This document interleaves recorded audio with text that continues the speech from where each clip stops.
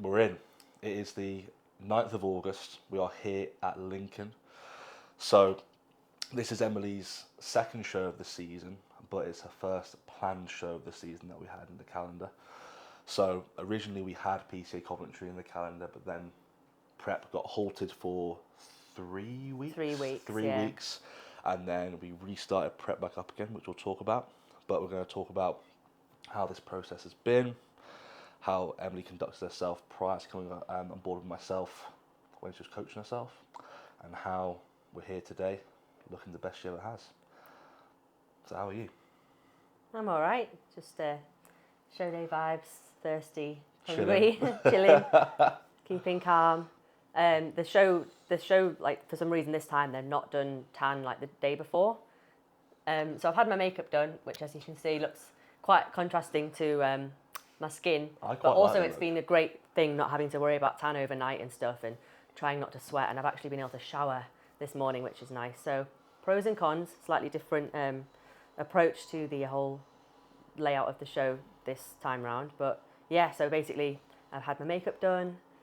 I've got Tom's fiance doing my hair, so it was in process at the moment, which is going to look amazing when it's all done. So yeah, just all ready.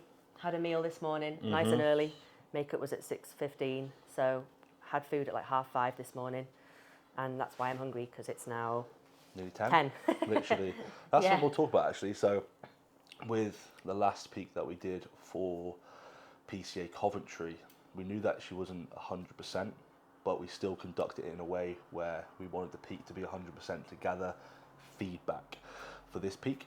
And one thing that I saw with Emily's peak is that when she eats, especially carbohydrates, and puts fluid in, she easily holds on to fullness very, very easily.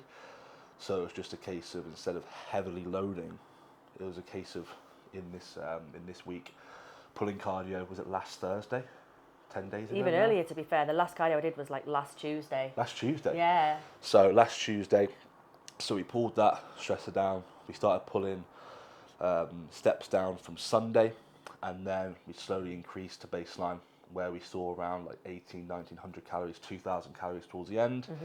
Didn't really need that much feeding, so then we had Thursday, a little bit of yesterday, towards the start end of the day, tapering off, and now we're exactly where we're at in terms of fullness, so we don't need to heavily feed on the show day, which last time we sort of fed frequently, and we kept fluid frequent throughout the day.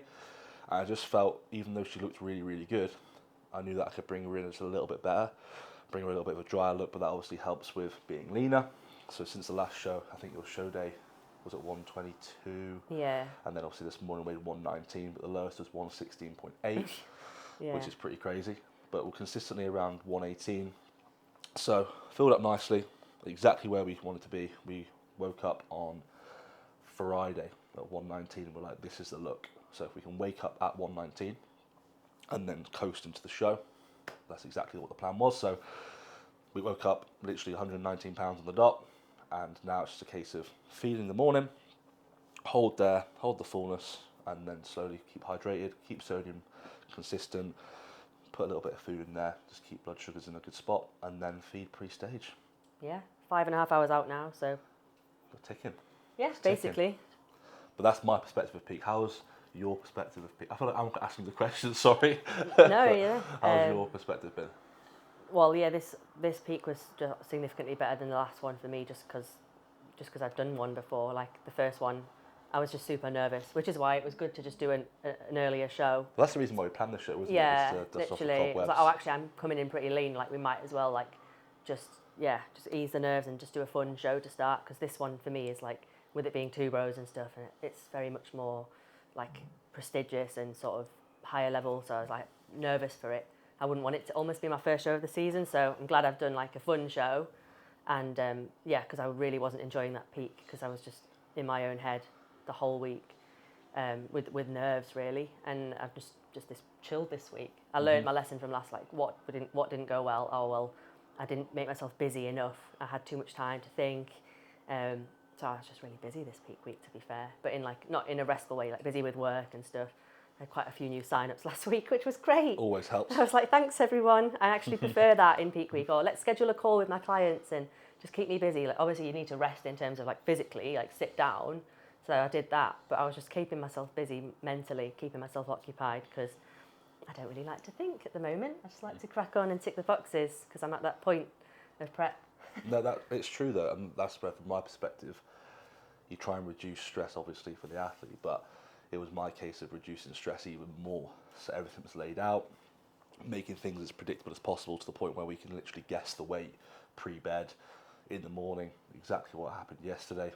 You knew exactly where she landed pre-bed, exactly where it wants to be in the morning, and just little things like that is really important. If you don't measure it, you can't manage it. So Yeah. in Emily's case, the more you measure, the more you manage. And the more you manage, the less stress, because of the higher outcome and the predictability. So that's how I sort of improved from your perspective, where I was there, I tried to do a little bit more in terms of taking stress off you, putting pressure on myself to make sure that I was bringing the best version of you. That's all I care about. So yeah, I saw a very different Emily in terms of her demeanour, how she came across, how she was talking to me, like little things like this. Like, as a coach, as you know, like when a client sends you a voice note, I had Emily sending me like, "Want this and this and this," and I'm absolutely trashed. Which, to be fair, she never actually says she's in the bin. But there was one day where it was pretty bad. He probably saw from my previous, I think it was the Tuesday, I think it was, and I was like, "Yeah, no more cardio. It's all good."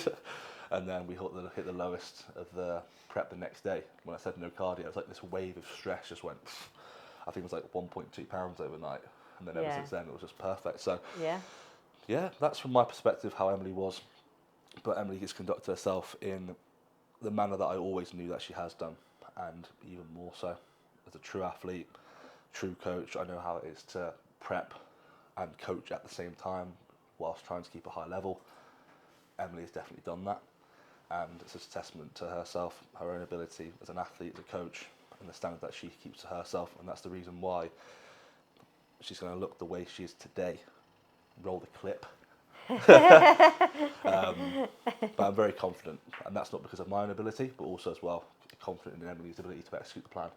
And as you know, as a coach as well, when you have an athlete who can execute the plan 100%, it makes things a lot easier. So here we are today, the best she's ever looked. The plan went exactly how it should have done, and it comes to no surprise that the plan went exactly how it went. So there we go. But that's peak week, previous peak week. Yeah. We've got another show in 3 weeks' time, which is do. going to be even better. So we've mapped this out where the look can get better and better and better as the weeks go on, which is good. But how's this prep been compared to last time? So obviously you didn't do that diet together. You did the diet yourself prior to coming on board with myself. Yeah, I think that's the whole like difference this time round is that I did a couple of diets throughout my off season, whereas like last time I basically didn't, and you know, starting prep in like not the best body composition and then having loads to pull off just makes it so much more difficult. So and as well, like the whole like post show window, like last time round I spent time self-coaching, as in other words, I don't want a coach right now because I don't want the rigidity anymore. But you do actually really need the rigidity still, like post-show. So that, you know, that's something I would never do again. Like, I'd always have a coach, especially post-show. If it was going to be any time, it would be then. But yeah, like, just got myself into a position where this time round I was like ready to, as soon as I did like come into my post-show window, like from last season, even though I was not wanting to work with the coach that I'd done the prep with, I made sure to hire a new coach to transition into my post-show like immediately. So there was no day when I wasn't coached, basically. So I actually, you know, properly executed my post-show window, kept into a better body composition throughout the off-season, also did, you know, stints of dieting throughout the off-season as well. So it's like when you do find yourself getting a little bit, you know, softer, let's say, then it's time to pull back a little bit, pull off 10 pounds, go again, that kind of thing. So I was never getting too heavy. So I was starting this prep a good few pounds lighter than my last prep start. Obviously, as we've seen from how things have landed this time, where I'm like 119 in the best condition I've been in compared to 116 in 2023, nowhere near the stage condition. We know I'm obviously like heavier now, which just goes to show that the fact that I started this prep lighter than my last prep, it kind of tells you that obviously I started in a much better position. And then overall, I've lost, just 30 pounds, apart from that 116 day we had. £30 compared to £40 last time, where I still would have needed to lose more to actually get the condition. So it's like, what I'm saying is, if you keep your off season tidy up when you need to, you can keep yourself in a position where then when it comes to starting the prep, it doesn't have to be as difficult, And because I started working with Tom in the November time, which is funny because when I hopped on that call with you, I was looking for a coach to start prep with me because I'd been coaching myself for a good few months in my off season by this point. I sort of felt like I knew what I was doing and I was happy with everything. And I was only looking to hire a coach to start my prep. So I was having a call with the intention of, I'll be starting prep around January time. And this was November. And you just had such an intricate plan mapped out. And you were so excited to start now. And I was like, oh shit. I remember having to say to Aaron, like, oh, by the way, I've just hired a coach. So I hope you're okay with that because we're going to suddenly now not be as flexible and going out for meals all the time because I like to take it more seriously when I've got a coach, obviously, I hope you don't mind. I've just hired someone. But then it was the best thing to do because we spent that time where you were like properly learning me, my body, how I train, which to me is super important. And in previous preps, I've always done my own training. That was the main I've had thing. coaches that don't really do the training side much. So I've done my own training and it's like managing my own like fatigue in that regard and stuff. Whereas you've just done everything. Well, that was the main thing though, wasn't it? Where the reason why I wanted to start Emily as soon as possible, which the reason why was because of the training aspect. Yeah. I know that we didn't have enough time to like diet down to put ourselves into a position to be better at prep because we wouldn't have time to push back up food. Yeah. So it's a case of, okay, what can we manage in this period of time? And that was training performance. So Yeah. I already know that your training was good, but then we made sure that, I remember sending you, was it a video when it was in the airport, I believe? A video back saying, yeah, we need to sort this out, this needs to be done.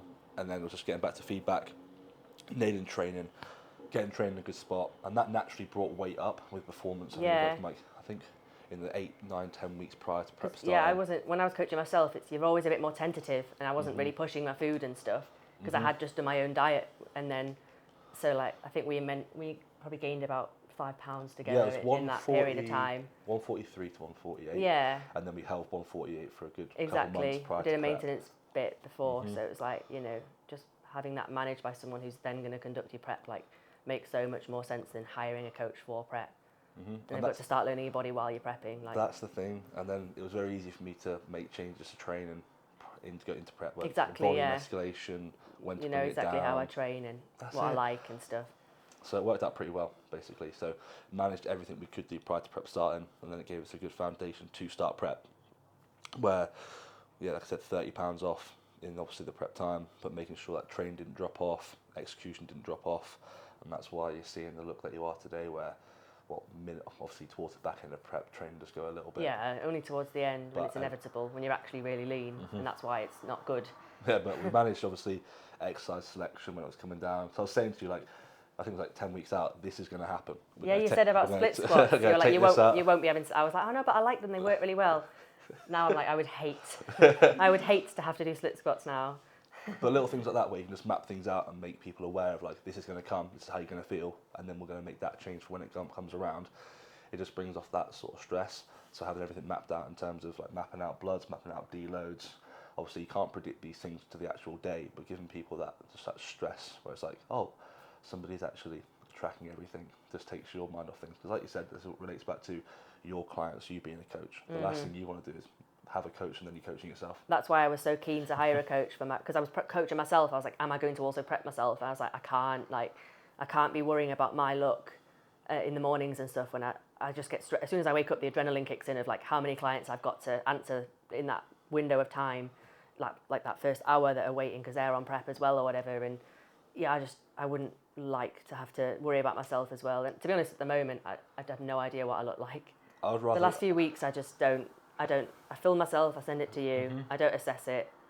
I don't care. I don't know anything about how I look really. I don't. That's good though. Analyze it because I know I won't analyze it with the right frame of mind. Just let him. He's happy. That means it's good. I would rather Emily stress over what Greg's coffee she's going to get. To be fair. Yeah. That's literally what time Greg's opens. Quite literally, yeah. But it's quite hard to differentiate between like having that coach head on. And yeah. then, like, if you're your own coach, it's a good skill to have though, but it's very, very hard to manage. But I'm just quite negative about my own physique at the moment, like, to be honest, and it's just, I know it's all in my head, so it's like, just ignore that and let Tom tell me, rather than me being like, It's you know, true, it's just a waste of energy, literally is a waste of mental energy when you're so depleted as it is, worrying about that sort of thing when you're trying to just bring your best look, and then you're also trying to assess your own physique, and it's just too much. So we started prep, we approached with, I remember the high and low day approach, and you were like, yeah, I've never done this before, and I was like, it'll be absolutely fine, and I just thought, again, trying something new, especially with obviously you competing, is this your 4th season now? 4th season, yeah. Obviously trying something new, it's like going against like something conventional. How did you find that? Yeah, it was. At the start, anyway. Yeah, it was just different, I guess. Like when you're used to just training and rest day, like the classic approach. But like I say, you've hired a coach for a reason. It's to like try their approach and listen to it and give it a go. So I was just like, yeah, It was good. Oh, it worked. crack on and see what happens. And what happened was fantastic. So we carried on. We carried on. No, it was good. And like I said, when you came into your first show, like, yeah, you've done really well to do this condition, but worked really hard, and you're like, I haven't. I actually haven't. No, it was really good though. Little things where you probably see an Emily not having a food drop for what, 3 months, 3 I months, guess, yeah. 12 weeks. But like I said, that's not down to the fact of Emily's just a genetic phenom. Definitely not. I usually really struggle to lose weight. It's down to the fact of the application in the off season. Bodybuilding is all about phase play, where one phase simply conducts how the next phase goes. So that's another reason why I wanted to get you on, so we can conduct those first few months in the manner that we did, get trained in a good spot, hold, solidify everything that was just built, and then next thing you know, our body was nice and responsive. And literally, I think we made like 3 food changes this whole prep. I think I've had a look at the changes, and little things like even the change between the first show to now. It was like 100 calories. Yeah. We, like, added incline walking. Yeah, which I probably did about 3 times. So, you know what I mean? How it transpired. Like, oh, cardio's back out again. Okay. And then we won't bother then. Yeah, then we increased lipos, like. But that was even before, so that wasn't a change, you know. So like that was before this, so yeah. So that's literally how responsive that she was. But that comes down to application. Like, you don't need to change that much if you've got someone in a good, I wouldn't say fresh position, because you're not really fresh in prep, but in a good position where you can manage fatigue. So, yeah, but that comes down to you nailing the plan. Yep. That's literally it. But I can't really think of anything else, to be fair. I think that's good. Little roundup. Covered it up nicely. Covered everything. Yeah. This is going to be Emily at her best ever, in my opinion anyway. But I'm going to say that because I'm biased, but we'll see what other people think. And then we'll go again in 3 weeks' time. But for now, we have got a job to do, and that is bring the best Emily to stage in 5 hours. Yep. 5 hours and 15 minutes. Yeah. So there you go. I hope you enjoyed. And yeah. In a bit. Well done. Sound.